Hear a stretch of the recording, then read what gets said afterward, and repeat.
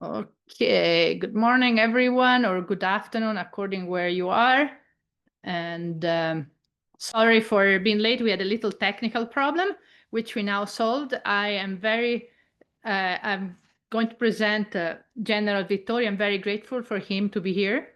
And he is one of our Italian excellencies, so to say. He is an astronaut. He was trained and studied both in Italy and the US. He was 3 times of International Space Station. He currently lives in DC. He's talking to us from Santiago del Chile in Chile. So I'm really grateful for him to come. With all that is happening in the world, we're not really talking much about space, and yet it's one of the most important issues. So Roberto, I will leave it to you. Then my student at you, Lucas Curiatti, will moderate the discussion. People online, you will be able to ask questions on the chat and we'll read it up. I'll shut up. Roberto, up to you.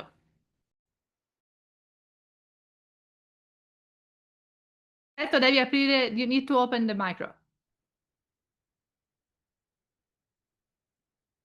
Your microphone. Okay, do you hear me now? Yes.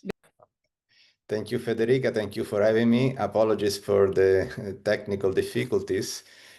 Yes, I am in Santiago, and they are finishing a space center here in Santiago. In fact, they want to build at least other 2 space centers along the entire country. One in the most north part, that is Antofagasta, the other in the most southerly part.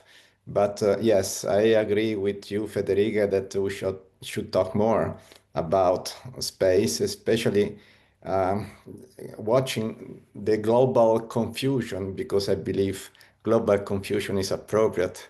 But yeah, we should think more about space that we all know as opportunity for science and research. We all understand security and defense, but the real future will be for the global economy. My way to say is the only way to continue to grow the global economy without destroying the Earth ecosystem is using extra atmospheric resources, starting from the moon.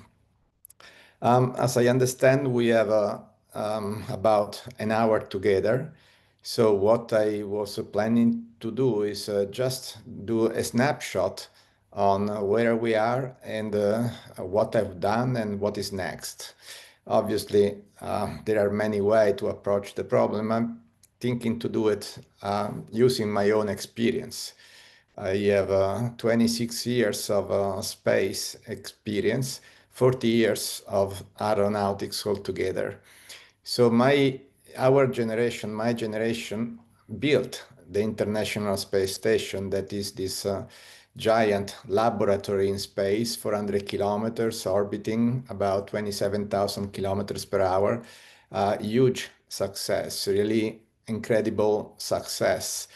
It has been operating for about 26 years without any major problem. Absolutely an incredible success. However, things in life are never easy and never free, and the station is not an exception. So on the other side of the coin is the cost and the complexity. Huge cost and very significant complexity for this marvel. And the future has to be different. The future cannot be on the same complexity, especially because from the start of the station until today, something has changed. And there is a very significant change from the way space was operating back in 98. 98 is an important year because that's when we launched the first modules, end of 98, for the ISS. So back then there was the shuttle was operating.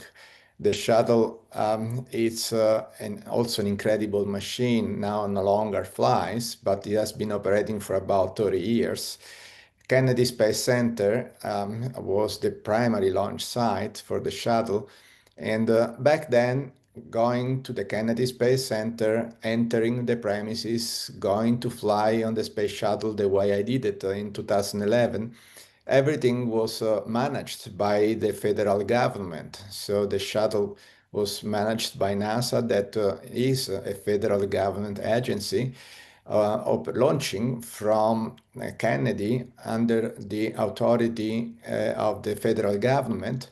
And the launch itself was authorized by the federal government. Now, if now we will go to the Kennedy Space Center and we want to go to space, everything has changed because now there is the Crew Dragon that is a private asset. SpaceX owns the Falcon 9 and the Dragon. The ramp itself is under lease. SpaceX leased the ramp, and the authorization is no longer coming from the federal government, but from the Federal Aviation Administration. We are now in the era of the commercial or new new space economy. And we are now in the new era in which the NASA is buying services from private companies. So everything has changed, despite the International Space Station has remained itself. The International Space Station now is fully complete and will continue to operate until 2030. But in the meantime, through the discontinuity that came from the termination of the shuttle program, everything else has changed, and it will change again. There are up and down, there are many reasons for which the way space works now, it will be different, probably the next 5 or 10 years. I don't know if we will have the time to talk about everything, because those are 3 different steps: the way it was, the way it is, the way it will be. And obviously, I don't know who is with us today, so I don't know how much is known about space. I will try to be general and at the same time to give some indication to what anyone can get a little bit more into details if of interest. So the last 20 years, incredible successes under primarily space agencies, European Space Agency, NASA, Italian Space Agency, you name it. Everything else, everything now is changing and has changed primarily because of one player, that is SpaceX, that is now one of the biggest company, probably the biggest that work in space, with 2 main technology, one launchers, Falcon 9 and now Starship. We'll talk more about Starship later if we have the time. And from the satellite, the Starlink constellation, that is a complete revolution. Until now, for the last 60 years, now we can go back even beyond the birth of ISS, satellites until now have been considered as assets. Each single satellite was an asset. Now we have a totally different approach. We call it mega constellations. Satellites are becoming like sensors. So in the past, we were launching one satellite. Now every Falcon 9 launches about 60 satellites. There are thousands of satellites of Starlink, and the idea is to launch many more. There are obviously pro and cons. Pro is this global Wi-Fi connectivity. Cons is what is generally characterized as pollution and contamination of the Earth orbits, particularly the low Earth orbits. So again, I will keep going back and forth between the big picture and the details so that I don't lose people. The last 20 years, focusing on the Earth orbits. Today, we are in the transition from the orbits, Earth orbits, toward the moon. And for sure, we all have heard about especially the US. US and China are the most active actors. We know more about the US, less about China. They have two different approaches. They both are looking at the moon. We heard about Artemis program that ironically started during the previous Republican administration. President Trump, Vice President Pence, and then there was the Democratic that continue the idea of what was exactly the concept of Artemis, and now we start looking about the future. Artemis was looking at the moon starting from a space station. So we before start to characterize the past and the present as the International Space Station. Where is the International Space Station? 400 kilometers from the surface of the planet, traveling 27,000 kilometers per hour. Where it will be, the station around the moon will be at 400,000 kilometers orbiting around the moon. Is it necessary to have a station orbiting around the moon? Not necessarily. The moon is a planet. So in theory, we could have chosen to go directly from the Kennedy Space Center, launching with the Starship and landing directly on the surface of the moon. For many reasons, the community, international community, choose instead to build a station around the moon. It's absolutely important to have a station around the moon. The question is how long it will take. And if, again, we continue to do the back and forth and learn from the past, the International Space Station has been a huge success, but was started in 1998, and Station Complete was declared in 2011, 13 years. So 13 years is a very long time, and realistically, if we want to do a station around the moon, may even be longer, just because station is 400 kilometers from the surface of the planet, and the moon is 400,000 kilometers.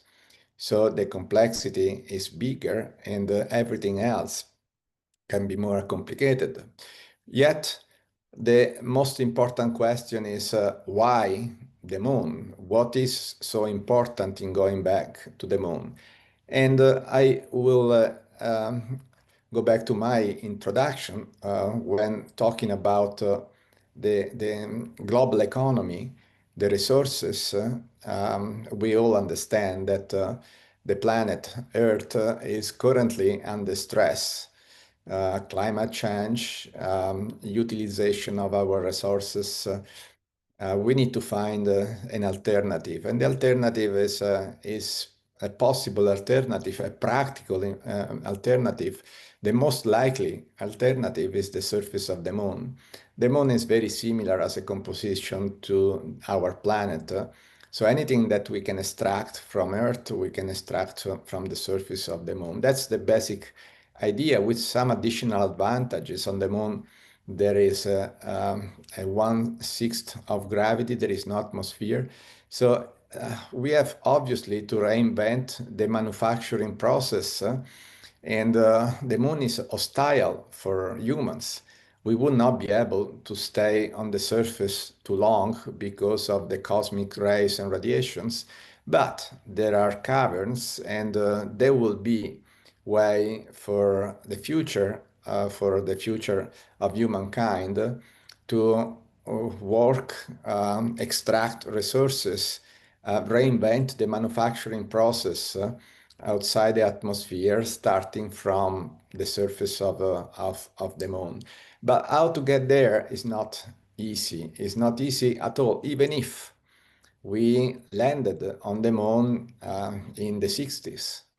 So obviously, the natural question is why, if we already demonstrated our capability to land on the moon in 1969, the 21st of July, with the small step for man, the giant leap for mankind, why in 2025 we are not yet on the moon, despite it is always already years that there is a very strong international push, motivation, US, China, Europe, Japan, to go to the moon. Why we are still talking about and not yet on the surface of the moon? Well, the reason is obviously complexity. The fact that Saturn V worked, that type of mission was, first of all, a blank check signed to advantage of NASA. If you look, the NASA budget has a spike ran right around the Apollo program that brought men on the moon. And now that same spike on any budget is not realistic. You say yes, but it's more than 50 years, so technology must have evolved. And it has evolved, but physics did not change. So currently, the problem is physics. So if I want to launch 1 kilo to low Earth orbit, where is the station, I need 20 kilos. So I want to bring 1 kilo of fuel in low Earth orbit, I need at least 20 kilos. It's not exact, but in reality it's a little less, but just to give you the idea. On the moon is 1 over 200. So every kilo you need 200 kilo. So if you look at the Saturn V, beautiful rocket, beautiful machine. At launch, on the launch pad, was 3,000 ton. The lander was 15 ton, 1 over 200. 15 ton, it's barely enough to allow two astronauts to stay a couple of days. It's not much between the weight of the lander, the weight of the fuel that you need to come back, because obviously you want to come back from the moon, the weight of two astronauts. So that's all that you can get, just a few days. That is why back then it was meaningful. The objective back then was to demonstrate our capability to land and come back. Now it's different. We want to land and stay. If you want to stay, obviously we need to land something bigger than the 15 ton of the LAM, of the lander.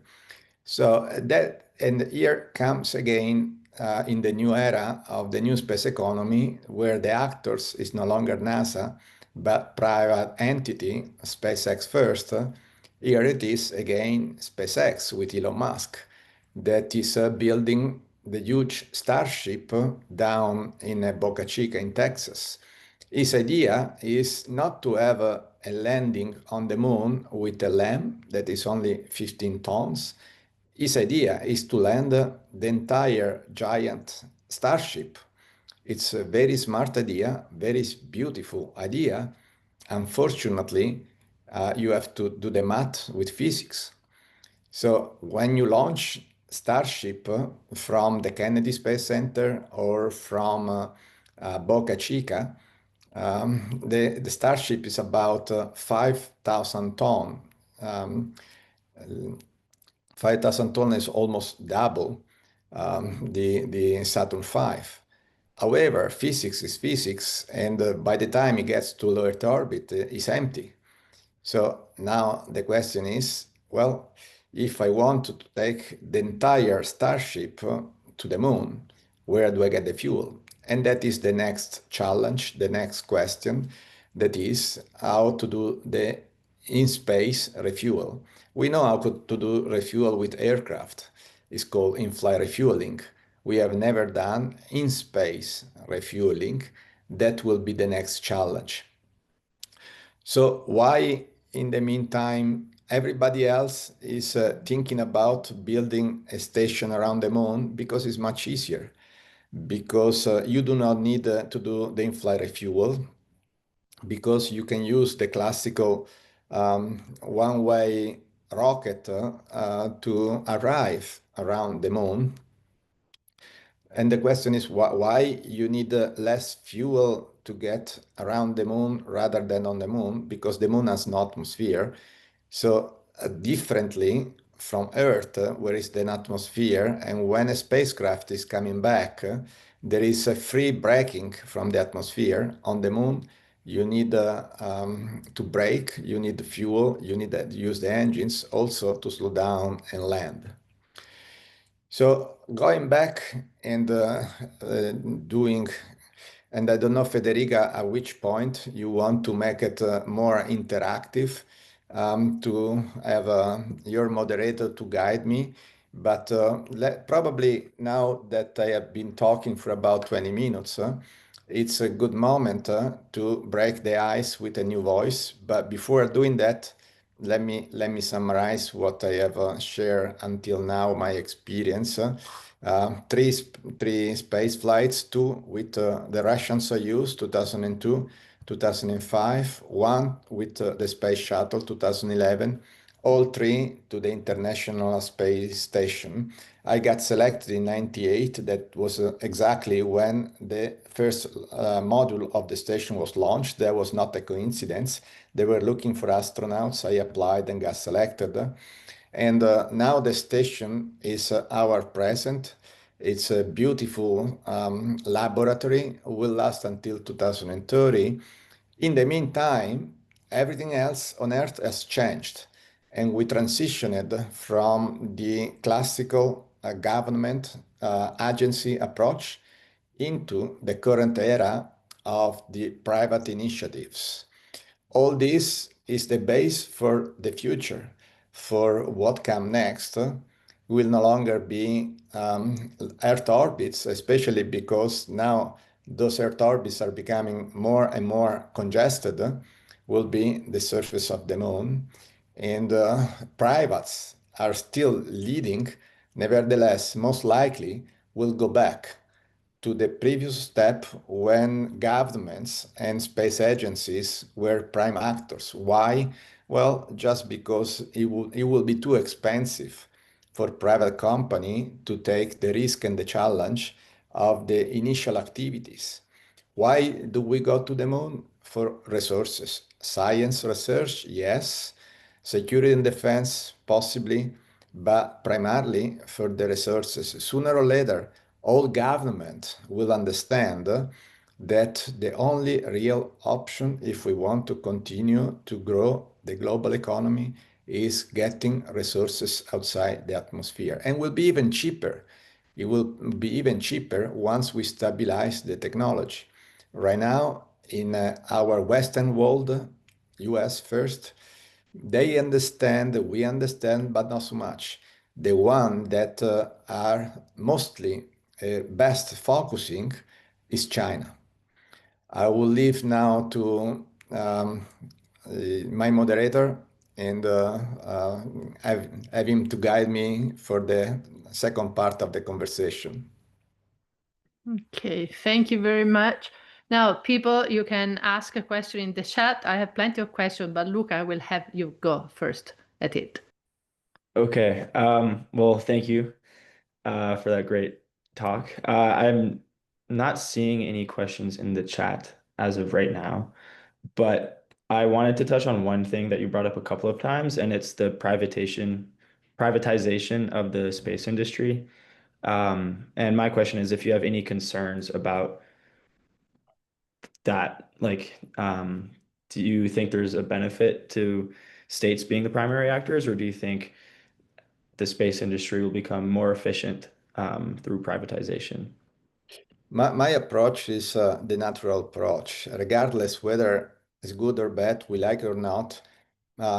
Private, they will enter the discussion, and there are pros and cons.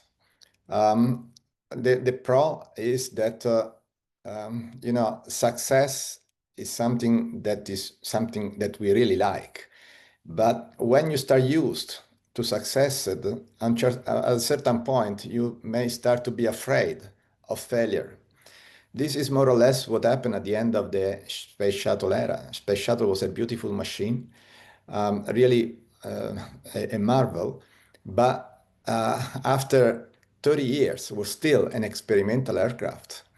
And at a certain point, NASA started to be afraid of having an accident. I know that we don't want accidents. Unfortunately, if you want to explore, you cannot. Exploring means to do something that no one else has done before.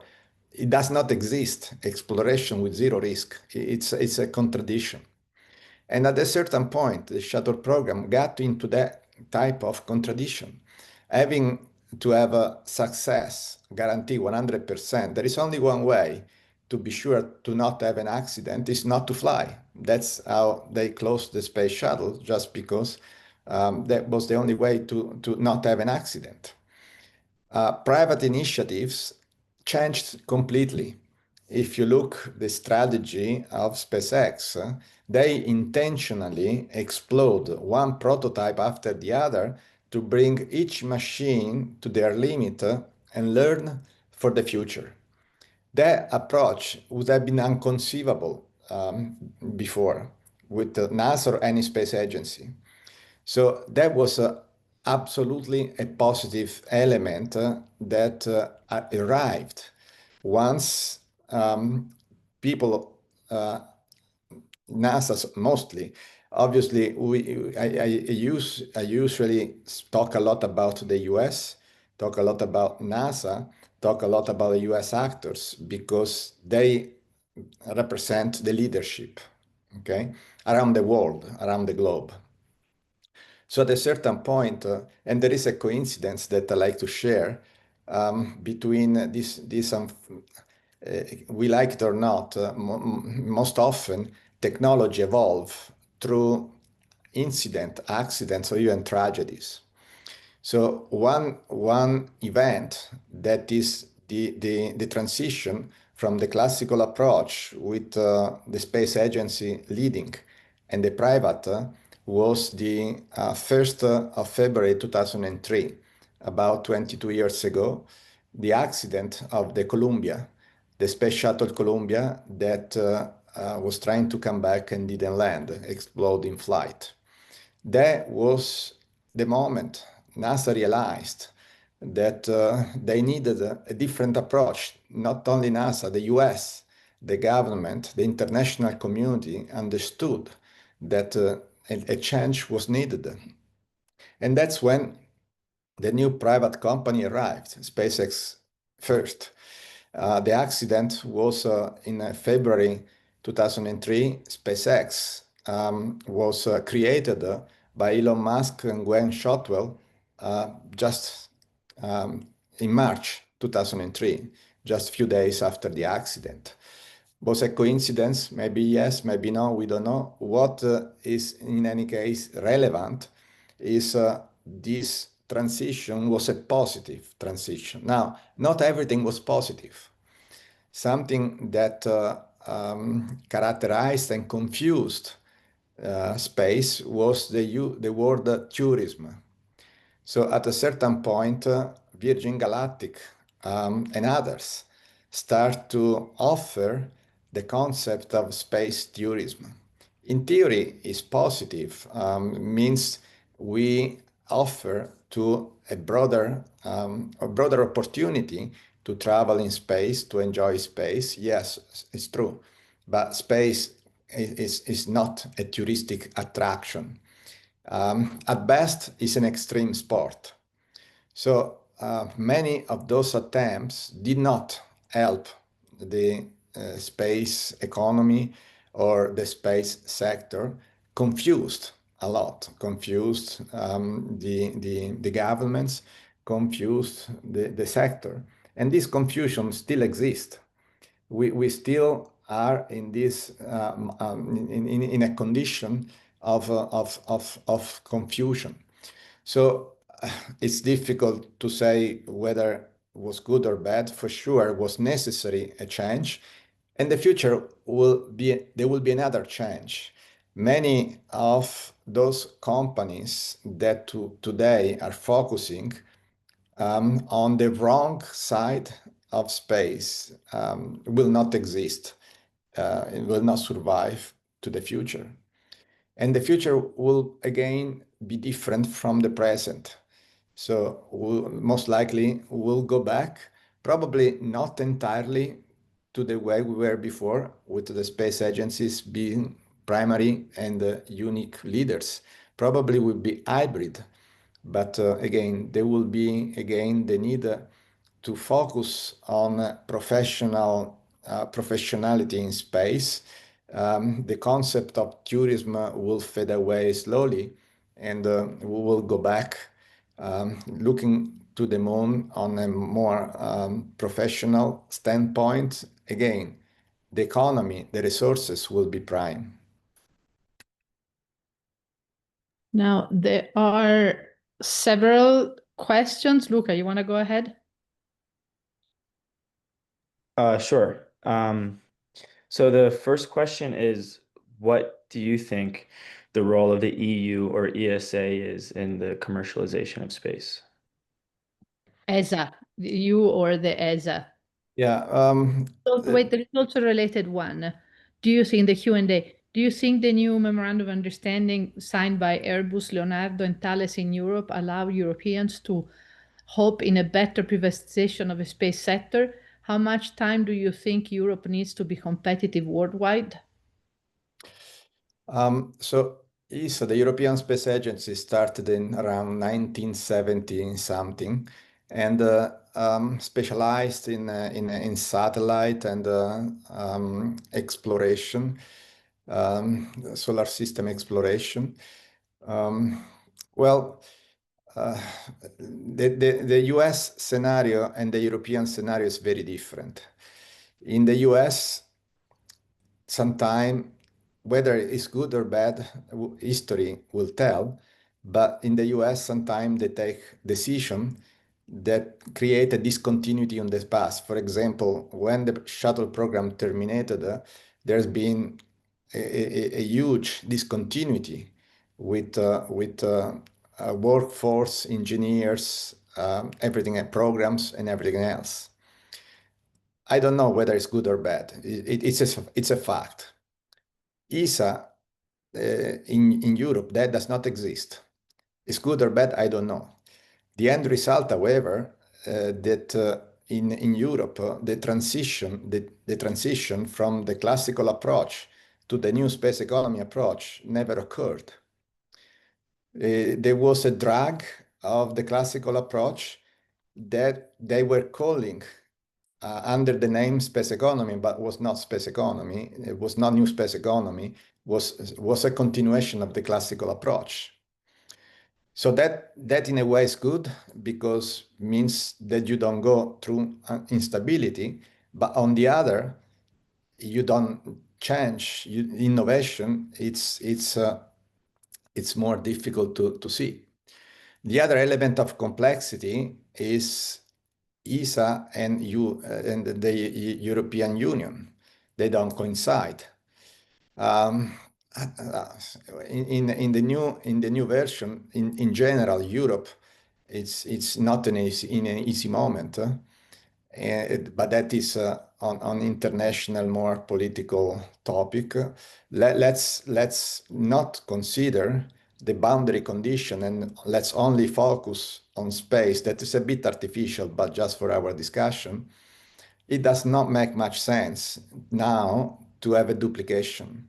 So one of the first step forward, if we talk about space in Europe, is to avoid the current duplication.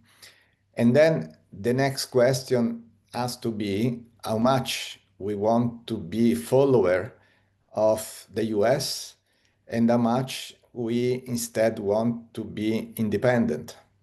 Obviously, if we talk about satellites, that's easy. It is more difficult if we instead think about exploration of the moon or solar system. When the European Space Agency tried to have autonomous launch capability with Hermes, they failed. And after that, they didn't try anymore. Well, this is probably another reason to say that now that space is considered a strategic relevance, maybe the proper approach would be to get the initiative in the hands of the European Union and try to find the right leadership. At the end, leadership is what makes the difference. The majority of the current leadership is probably good in the classical approach, but if we want to be follower, that's fine. If Europe has a desire to become leader, well, necessarily they have to find leaders capable to manage the challenge. There's several questions. Luca, go along. So there's a couple of questions about privatization of space. And I'll combine two of them. So one is, do you think that moving forward, the private sector will play a greater role in things like satellite operation, space mining, or just innovation in general? And then to attach the second question is, what type of minerals are on the moon that could be of interest to us? So the first question is, remind me the first question.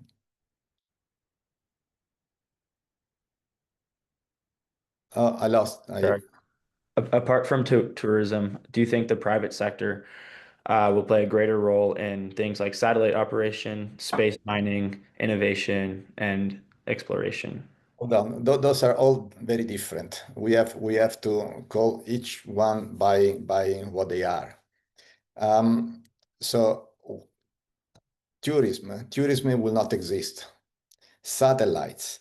Satellites, currently, the $500 billion euros value of the space market is primarily satellite and services. Okay, this is today. This is absolutely a fact. Earth observation, telecommunication, navigation, those are services, and satellites, launchers. This is what we generally define as the new space economy, as the current market. Yes, it's absolutely a fact, but it's today. It's not going to be tomorrow. So Starlink is revolutionary, the concept. Transitioning from talking about one satellite and talk about 1,000 satellite is changing completely paradigm. It's changing the domain because it will be the average life of a satellite will decrease because the orbits will be congested. So yes, this is primarily private. All those initiatives now to build and launch a satellite is something that has become easy because of the evolution of technology. So the private interest will be the driver if we talk about Earth orbits, low Earth orbits, industrial interest.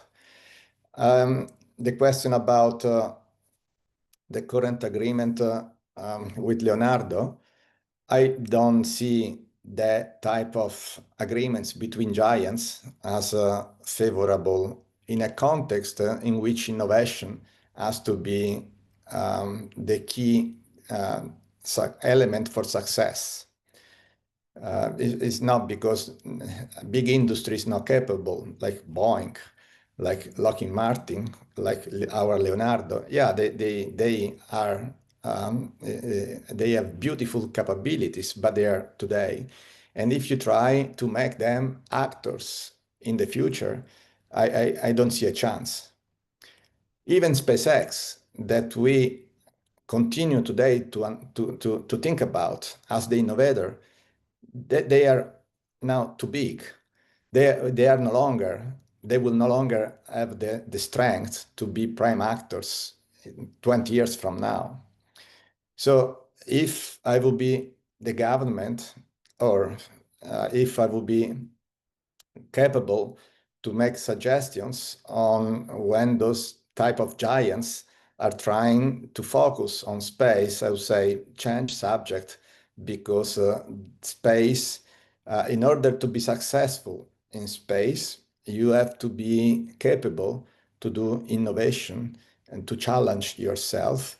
And that is something typical with a startup. So my approach would be not to spend money, invest money in a marriage between giants, but to spend money for 1,000 different small startups. 98% of them will die before getting anywhere. 2% will be the future of SpaceX. About the resources on the moon. So the easy question is the moon has the same similar composition as Earth. Some theories see the moon simply as a piece of Earth that years ago, millions of years ago, got split apart. Why? But the very first step, for the very first step, there is one key element that is of primary importance.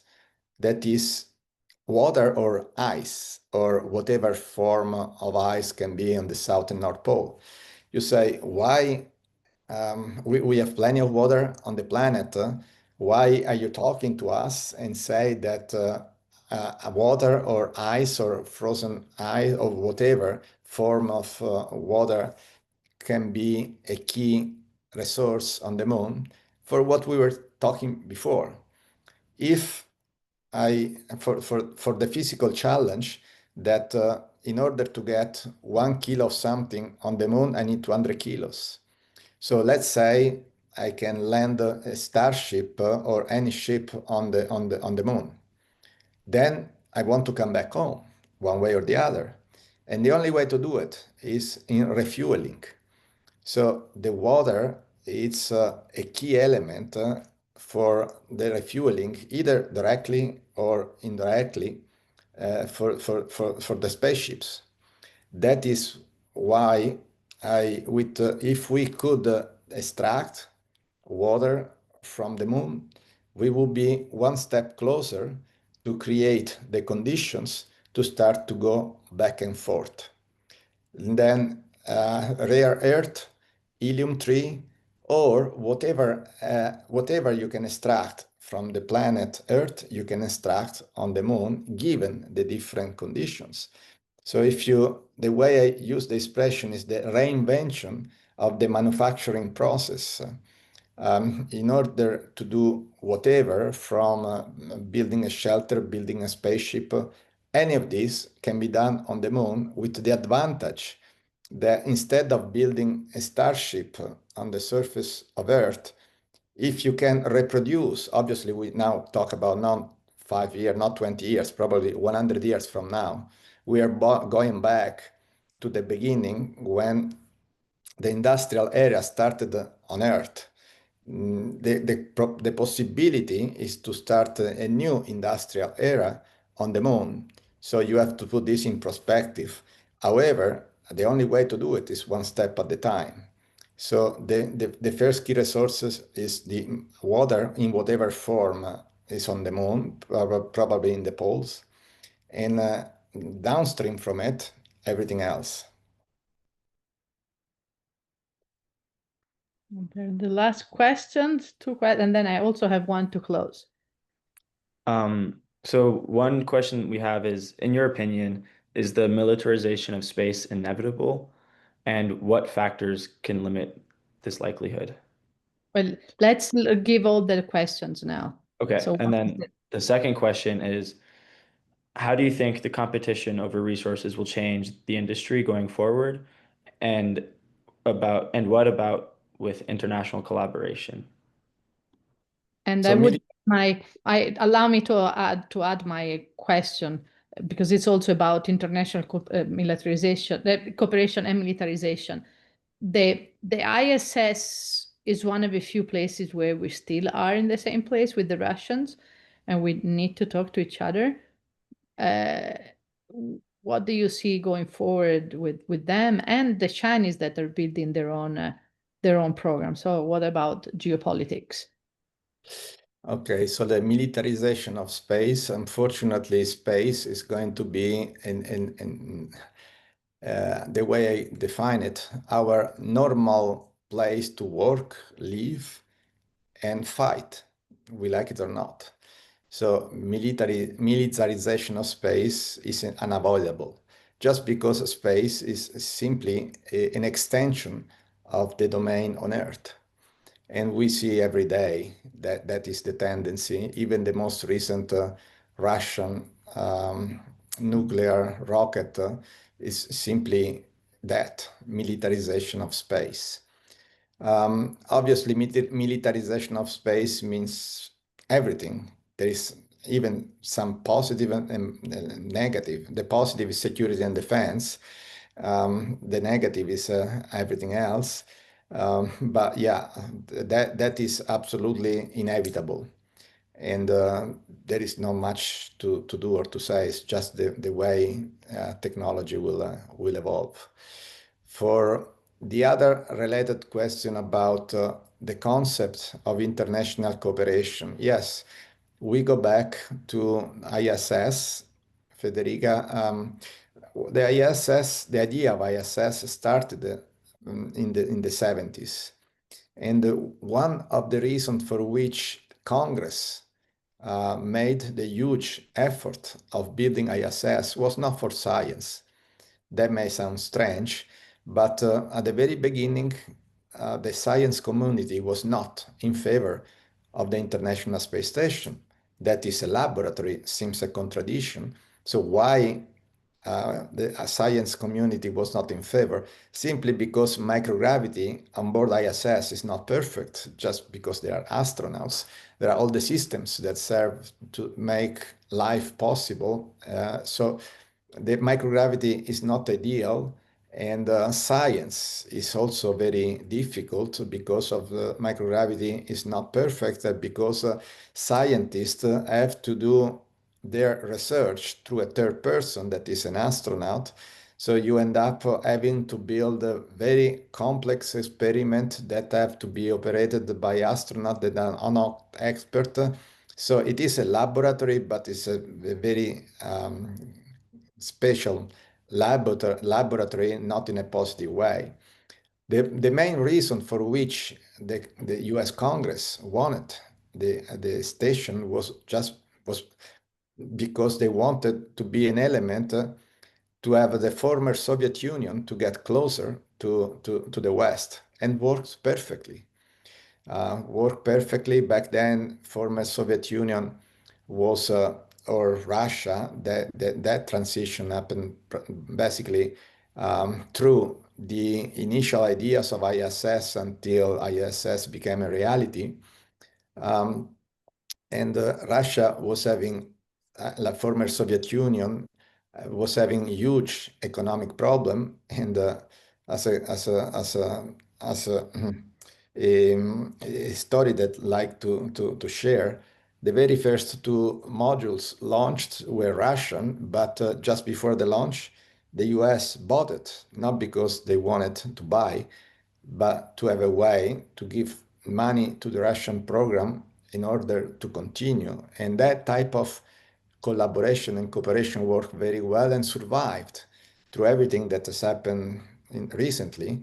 The ISS is still hosting American astronauts and Russian cosmonauts.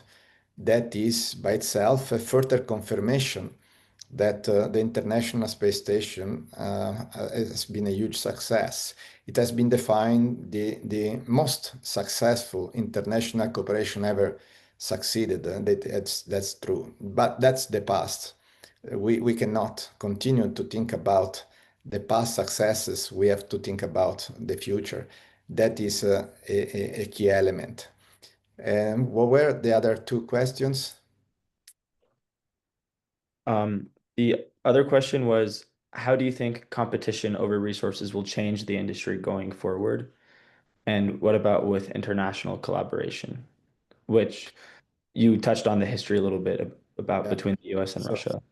resources, that's a key. That's probably the best way to close this discussion, because the future of the resources. Now, 1967, the agreement, Outer Space Treaty, is defining Article 2, anything that is outside atmosphere as a global property of the humanity. Unfortunately, that does not make any sense if you think about opportunity to use resources. So let's say that we have a spaceship, we launch from the Kennedy or from wherever, we land on the moon, and we are capable to extract resources, whatever it is. In theory, those resources cannot be private. In theory, the surface of the moon, in line with the 1967 Outer Space Treaty, especially the Article 2, the Global Commons, cannot be private. So that appears to be a contradiction with the current stage of the new space economy, where space becomes a business. The legitimate question is this good or bad to have extra atmospheric resources private? They should be part of the treasure of humanity. Well, in theory, yes, but life is never as we would like to have. And obviously, there would be no private company that would invest their own money in order to extract resources that would not be their own property. So eventually, this is a challenge. This is a challenge for the future. There is the practical challenge, how to land on the moon, and there is also a challenge to understand, to lay out the new rules. The new rules so that we give an opportunity to private companies to make it into a profit. Yes, there is always the doubt whether profit is good or bad, but life is life, and we will not be able to change the way humans are. So that type of question is a rhetoric question. It's not a real question. The space resources are to be seen from another perspective, another standpoint, that is to save the global, to increase, to continue to grow the global economy without destroying the planet and the Earth ecosystem. Well, thank you very much. That was super interesting. Luca, you have anything you want to say before we close? Any last minute thing that you want to ask? I don't have any questions that could be answered in 30 seconds, but I appreciate you coming to Zoom and talking to us about space. My pleasure, was a real pleasure, and thank A you. lot of food for thought. Lot for food for thought. Roberto, thank you so much. Thank you. See you soon. Enjoy Chile. Give And them we'll keep in touch. advice. Thank you again. Thank you so much.